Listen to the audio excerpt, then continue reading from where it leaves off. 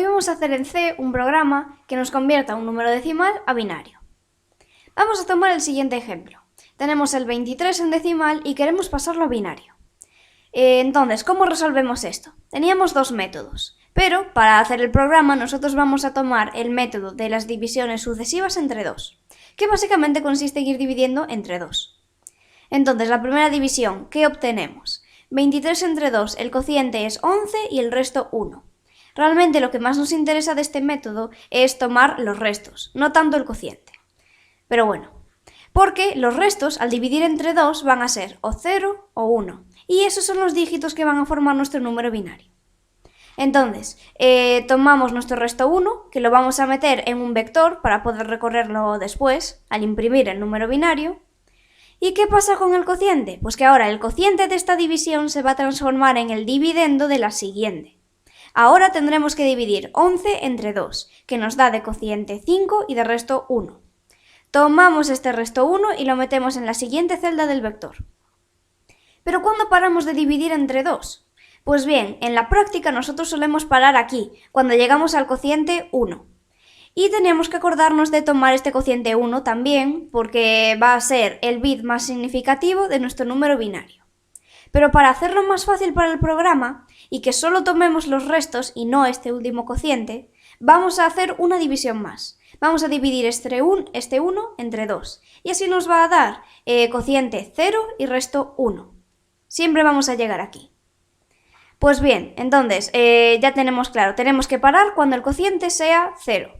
Y el último resto que vamos a tomar es este de aquí, que en nuestro caso iría en la celda número 4. Recordemos que los vectores, su celda empieza en la 0 y terminamos en este caso en la 4. Entonces tendríamos 5 celdas. Bueno, y ahora, ¿qué más hay que tener en cuenta?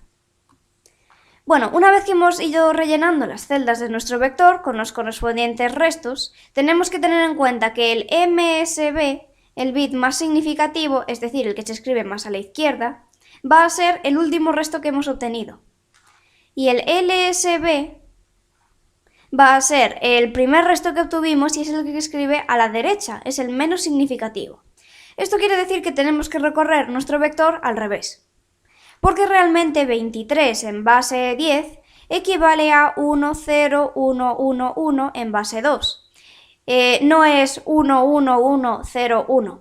Tenemos que recorrer el vector al revés, desde el MSB hasta el LSB. Pues bien, esto es lo que tenemos que hacer. Ahora ya pasamos al código. Vale, ¿cuáles son las variables que necesitamos? En primer lugar necesitamos una variable que se llame decimal, que es de tipo entero. En esta variable básicamente vamos a tener el número decimal que queremos pasar a binario. Ese valor nos lo va a introducir el usuario, pero esta variable también la vamos a reciclar después para ir almacenando cada uno de los dividendos de las divisiones. Es decir, en la primera vuelta del bucle que vamos a hacer después para ir dividiendo entre 2, esa variable decimal vale 23, pero después la vamos a actualizar. Y decimal va a albergar el cociente de la división, es decir, 11, porque este 11 después va a ser el dividendo de la siguiente división. Entonces podemos reciclar esa variable.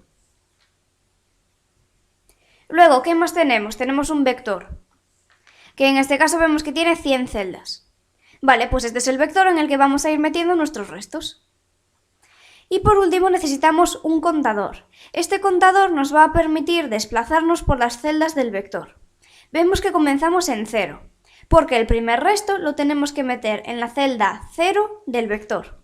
Lo indicaríamos así, vector 0. A la siguiente vuelta del bucle vamos a incrementar el valor de contador en 1, por eso vamos a trabajar con la celda del vector 1. Luego vendría vector 2, y así sucesivamente, y en nuestro caso acabaríamos en la 4. Vale, ahora, ¿qué hacemos? Tenemos que pedir ese número decimal. Pues printf scanf, pedimos el número decimal y lo metemos en su correspondiente variable decimal. Y ahora ya sí llegamos al bucle. Para ir realizando esas divisiones sucesivas entre 2, vamos a tomar un bucle while, que tiene su correspondiente condición de salida. Vemos que es esta, decimal distinto de 0. Si cumplimos esta condición, nos vamos a mantener en el bucle, Mientras decimal sea distinto de 0, vamos a ir dando vueltas en el bucle. Pero en cuanto decimal sea igual a 0, salimos. Bien, ahora, ¿qué tenemos dentro del bucle while? Pues tenemos vector y entre corchetes contador es igual a decimal dando por ciento 2. ¿Qué significa esto? Pues bien, ya habíamos dicho que la variable contador comienza en 0 y nos va a servir para indicar la celda del vector con la que vamos a trabajar. Si comenzamos en 0, pues vamos a meter este valor, lo que nos dé esto, en la celda 0 del vector. ¿Y qué es esto? Pues esto viene a ser el primer resto de dividir decimal entre 2. Bueno, decimal al principio valía 23, como vemos aquí. Dividimos 23 entre 2 y ponemos ese tanto por ciento porque realmente no queremos tomar el cociente, sino el resto. Entonces 23 tanto por ciento 2 viene a ser igual a 1. Y ese 1 es el que tenemos que meter en la celda 0 del vector.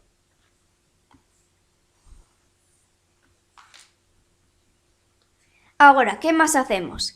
Ponemos decimal es igual a decimal entre 2. Vale, entonces, ahora mismo decimal vale 23. 23 entre 2 nos va a dar el cociente, que es 11. Entonces, actualizamos nuestra variable decimal, que ahora va a valer 11, porque este 11 va a constituir el dividendo de la siguiente división entre 2. Y por último, también tenemos que actualizar nuestra variable contador, que le vamos a incrementar en 1, porque así a la siguiente vuelta contador vale 1 y entonces vamos a meter el resto de dividir decimal entre 2 en la celda 1 del vector. Vale, pues una vez que lleguemos a decimal igual a 0, que vendría a ser cuando dividimos 1 entre 2, vale, pues decimal vale 0, ahí es cuando salimos del bucle porque ya no queremos seguir dividiendo. Entonces, ¿qué tendríamos? Nuestro vector quedaría así. En la celda 0 tendríamos un 1, en la 1 un 1, luego un 1, un 0 y un 1. Pero ahora para imprimir ese valor no podemos recorrer el vector así tal cual, de la 0 a la 4, porque este es el LSB y este es el MSB, y tenemos que recorrerlo en orden inverso, de la 4 a la 0, porque ese es el orden correcto. Para hacer esto vamos a tomar un bucle for. Entonces, ¿dónde empieza ese contador del bucle for? Vamos a empezar en contador menos 1. Vale, ¿por qué hacemos esto? Recordemos que cont era nuestra variable que nos permitía desplazarnos por el vector. Entonces, nosotros cuando lleguemos a contador igual a 4, es decir, cuando estemos aquí en esta división,